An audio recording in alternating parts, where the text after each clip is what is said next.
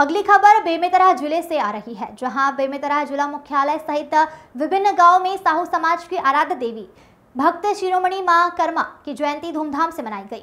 वहीं बेमेतरा के सिंघौरी स्थित भक्त कर्मा माता चौक से श्रद्धापूर्वक साहू समाज के द्वारा शरबत वितरण कर जयंती मनाई गई। इस अवसर पर माता कर्मा के चित्र पर दीप प्रज्वलित एवं भोग अर्पण किया गया और विधि विधान के साथ पूजा पाठ की गई।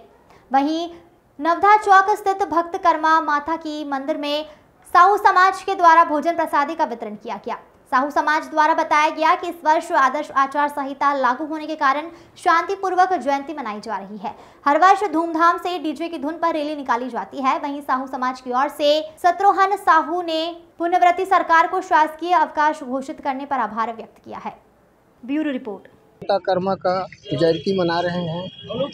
मैं इस अवसर पर पूरे छत्तीसगढ़ के प्रदेशवासियों को बधाई देता हूं और जो पूर्ववर्ती सरकार द्वारा भक्त माता कर्मा जयंती के अवसर पर अवकाश घोषित किया है, ये हम सब साहू समाज के लिए बहुत गर्व का विषय है। और आज हम लोग भक्त माता कर्मा चौक में शरबत वितरण कर रहे हैं।